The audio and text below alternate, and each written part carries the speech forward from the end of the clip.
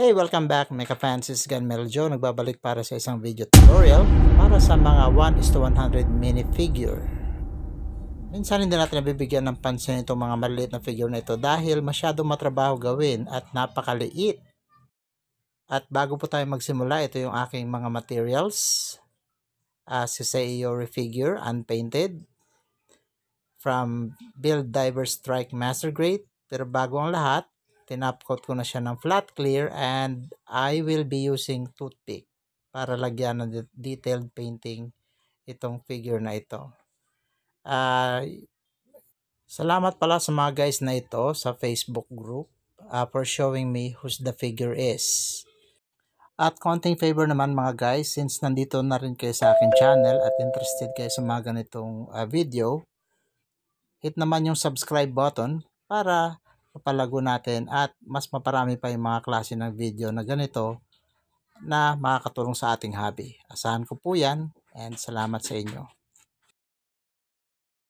Simulan na po natin yung painting tutorial. Simulan po natin sa light color. Simulan po natin sa skin tone.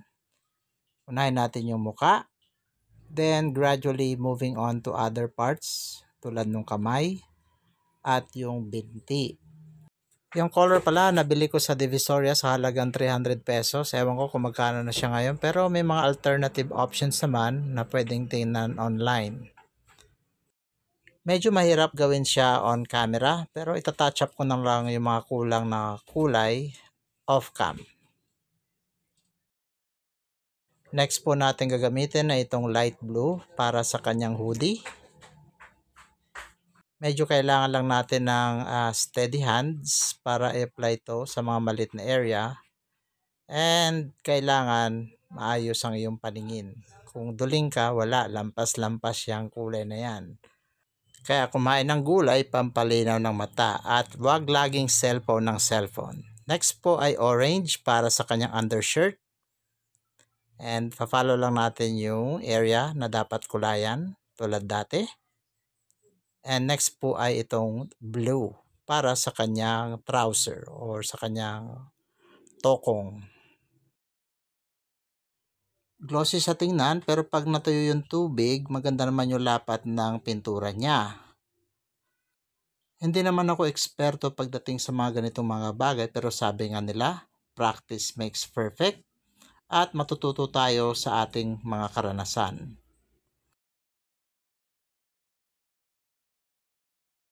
Pwede mo rin gamitin yung parehas na kulay sa kanyang trouser, pati na rin sa kanyang buhok since almost the same naman yung tone ng color nila. Okay, almost done na po yung figure. So, next pong color na gagamitin natin ay yung color red para sa kanyang shoes or sapatos. Talagang medyo maliit yung detalye para doon sa lining ng kanyang sapatos para sa pula. So, mas mainam na mas matulis yung toothpick mo para ma-achieve yung coverage na kailangan mo para sa area na ito. At panghuli na po itong black para sa medyas at saka sa base ng kanyang paa. So, makukorek natin yung mga sobrang kulay sa pula.